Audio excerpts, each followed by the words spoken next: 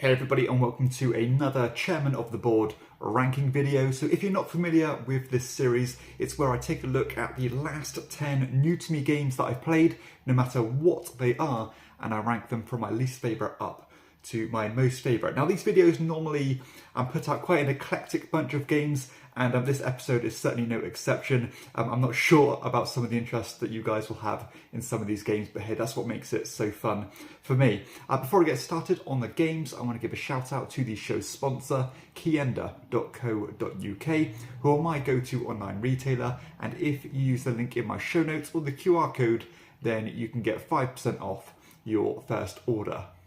At number 10, I have Fart. Now, Fart is basically an Uno variant where you're shedding cards from your hand, trying to match the number or the colour of the suit. The twist on this game is that when you play the cards, you have to make a fart sound corresponding to the type of fart that is on the card. Yes, that is what this game entails. It's very silly, no strategy, no decision space, and it's funny for about 30 seconds, and after that it kind of drags on too long. Lots of take that cards, stuff like that, and from the explanation you can probably tell that I did not like this game at all, and I'm pretty sure that none of you guys will either, so let's move swiftly on. At number 9, I have Rakers, which was kindly provided to me by the publisher and designer of the game. Now this is quite a misleading game that left me a little bit confused, and because from the look of it you might think it's a kind of Civilization style game, that's card driven, or maybe some kind of innovation variant, but in actuality it's a more kind of a mass market feeling game that's almost a variant on Exploding Kittens, where again you're trying to shed cards from your hand as quickly as you can, because by the round's end, once somebody's dumped all the cards from their hand, if you have cards remaining in your hand, they're going to be worth negative points, which is a bad thing, of course. The cards are pretty simple stuff. Try to play things in sets and shed them together.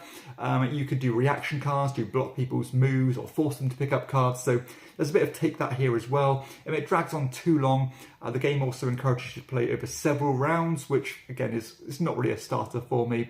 Not my style of game, but I know that these games are somewhat popular.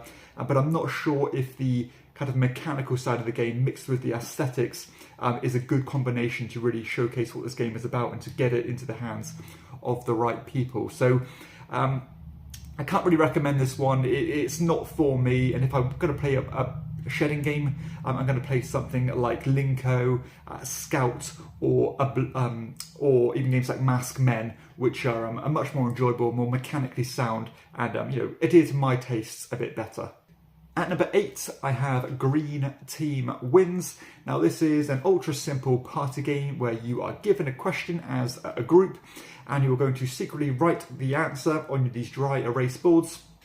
You're going to reveal them, and what you're trying to do is you're trying to be in the majority of everybody. And if you are in the majority, you'll go to the green team, or if you're in the green team, you will start generating points. And basically, if you're wrong, you go to the orange team, and if you're right, you go to the green team. And again, staying in the green team is much more lucrative in terms of generating points. I was surprisingly good at this game for some reason, so I must have a good idea about what people like. And it was enjoyable, very simple stuff. These kind of games are so inoffensive, and you just play them anytime, anywhere. And it was a nice game to end a games night on. Now, the only issue I had with it was that the questions were quite Americanized, and they didn't really land with a kind of a pure British group. So it would have been nice to see some of those more American questions tailored to more of a British audience. But other than that, the game was perfectly enjoyable, and I would play it again. At number 7, I have 3 Ring Circus, which is probably going to be the game that you want to hear most about. So this is a brand new Euro strategy game by Fabio Lopiano, published by De Vere Games. I'm generally a fan of Lopiano and a fan of De Vere. I think they make good products. This one I had a bit of a roller coaster with. So when I first played it, I wasn't quite sure what to make of it.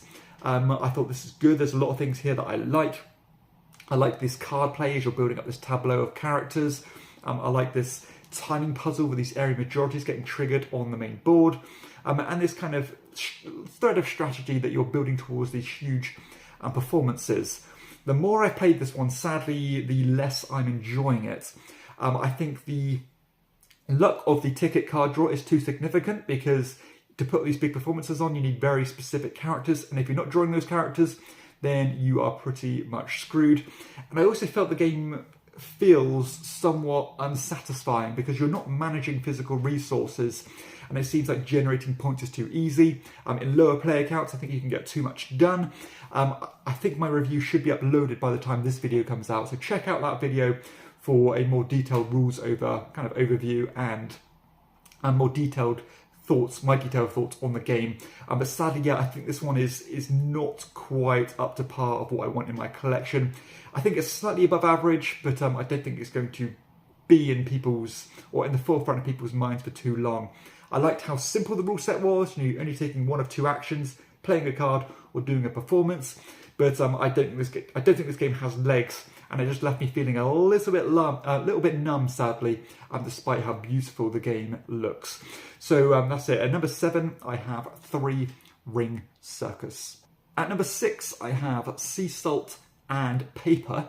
Now, this card game by Bruno Cathala seems to be getting a little bit of buzz and a bit of a cult following at the moment, because it does have some cool little twists here. I like the fact that your score is not only the cards you've played, but also the cards you have remaining in your hand. I tend to like that mechanism, and it adds a bit more murkiness into who you think is doing well. But essentially what you're doing here is you're drawing cards either from a face-down deck or from 2 discard piles. You're collecting these different cards. You can play matching cards together, 2 of them, and they'll give you a special power, but that will of course reveal more information about the cards you've been collecting and how many points you might have. And there's also a bunch of set collection cards in the deck as well. I also like this twist that there are these mermaid cards, which has this kind of shoot the moon mechanism, and if you collect all 4 of them, you'll automatically win the game. Now, the game was a little bit clunky when it came to the end of round trigger, because it was player driven and you actually had to declare the end of the round, and by either saying, look, I think I'm going to win here, I'm going to wager on myself, and if I'm right, then I'm going to have everybody scoring. Or you can just say, let's end the round now, and I think we'll just score what we already have, and let's keep it balanced that way. Now, I thought because of that scoring mechanism, the game could go on a bit too long, and I felt like you were just going through the motions, not really knowing when to call it. And that scoring mechanism where you're wagering on yourself was a little bit confusing because it's a little bit of a wonky scoring mechanism there. It's been done before in games like Cabo, which I think is done perfectly, but in this one I don't think it works quite as well.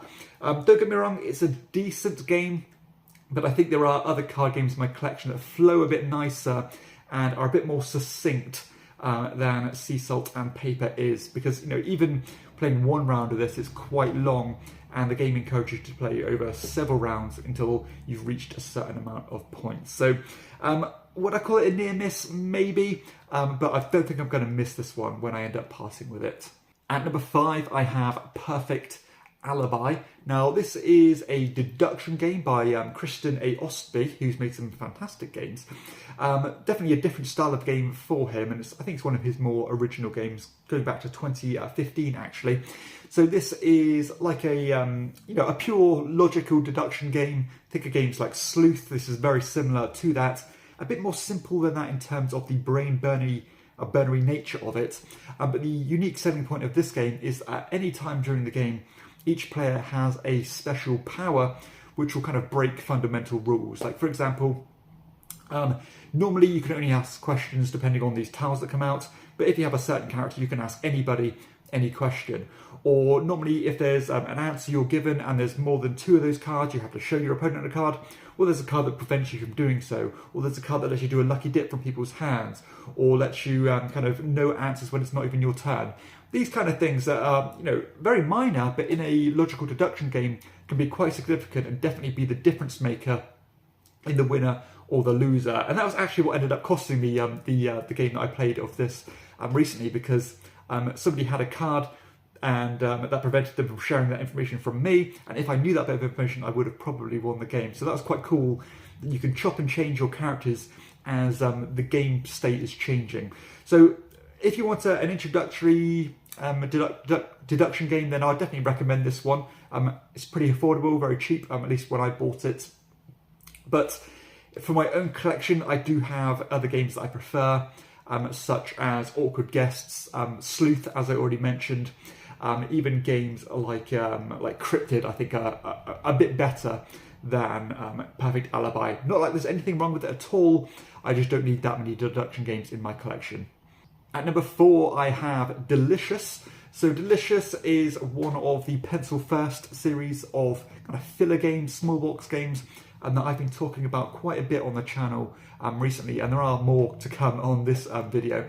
This is a bit different to the other games because this is more of a flip and write style game. You're revealing 2 cards, one of which applies to the top row of your player sheet, one applies to the bottom row. And these cards have different vegetables on them.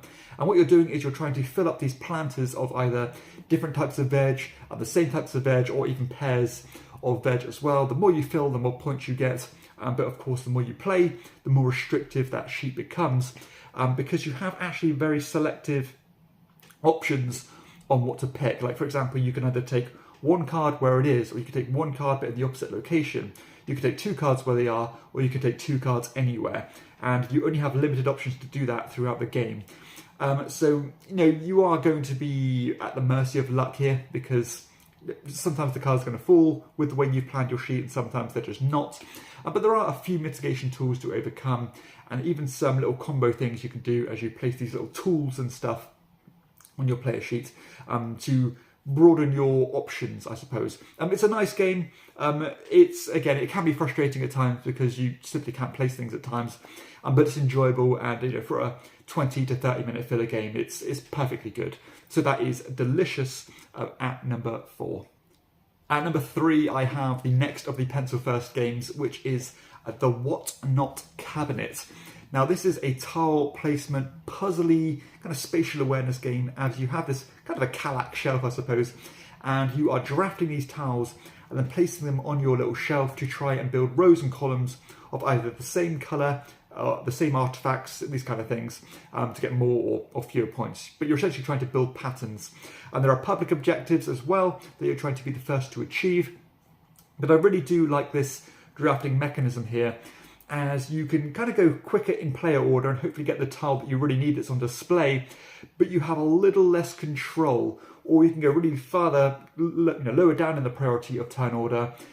Obviously you're going last in priority, but you might have a little bit more control to get the exact tile that you want. So the Pencil First games seem to do a really good job of mixing, initiative turn order into their games to make that a pivotal part of it. Plays in around 20 minutes, so ultra snappy. And it's one of those games that feels quite satisfying when you manage to pull off the chains that you intended. Because sometimes it feels like you're not going to do it, but you end up just pulling it off regardless. So I like this one. I'm not sure if it's going to hold up long term, but it is on my shelf at the moment, and I'm going to play it some more. A perfectly pleasant filler, kind of a puzzly game. That is the What Not Cabinet. I've heard this game has a good solo mode actually, so I might have to check that one out. So that is the What Not Cabinet at number 3. At number 2, I have the biggest game on this list. This is Moon Rakers. So I was actually taught this game at a local games group, and I'm really glad that I put my name forward into playing this one, because I enjoyed it quite a lot actually. So this is, there's a lot going on in this game, and I did play with a lot of the expansion material, which I didn't think it was too overwhelming actually. But it's a hybrid negotiation and deck builder game, as essentially on your turn you are putting forward a mission to go on, which will require a certain amount of cards to be played amongst all the players going on that mission. So you might say, well, I really need these extra bits of damage, therefore would you come with me, help me do that damage, and then I'll give you this share of the rewards. So I really do like the fact that you can strike up some cool deals. You might think, you know what, I'll give you a point if you do this damage, but I want 2 points and I'll do the rest of it, that kind of thing. And you're always kind of going back and forth, haggling about what you want. I thought the deck building was really fun actually. Different twist on the deck building, because you could actually only play one card at a time unless you had a specific type of card in your hand, which will allow you to play more cards or let you to chain more cards off from each other.